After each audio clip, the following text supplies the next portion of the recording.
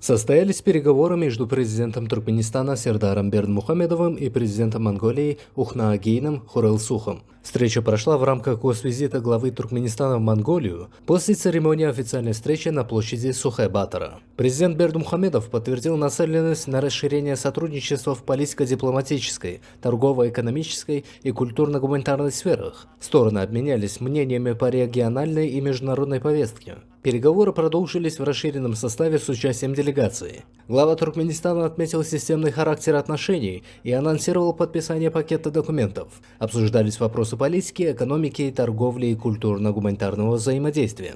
Было объявлено о планах подписания соглашения о создании межправительственной комиссии по двустороннему сотрудничеству. Акцент был сделан на транспортном сотрудничестве, включая инициативу возрождения Великого Шелкового пути. Также президент Бердмухамедов пригласил Монголию на третью конференцию ООН по развивающимся странам, не имеющим выхода к морю в Авазе. Отмечалось, что Туркменистан в апреле присоединился к многостороннему соглашению о создании Международного исследовательского центра для развивающихся стран, не имеющих выхода к морю, в Улан-Баторе. Глава Туркменистана также пригласил президента Хурэлсуха на международный форум в Ашхабаде в декабре, приуроченный к 30-летию нейтралитета страны и Международному году мира и доверия. Президент Монголии подчеркнул важность создания совместного комитета по автомобильному транспорту и комитетов по сельскому хозяйству и легкой промышленности.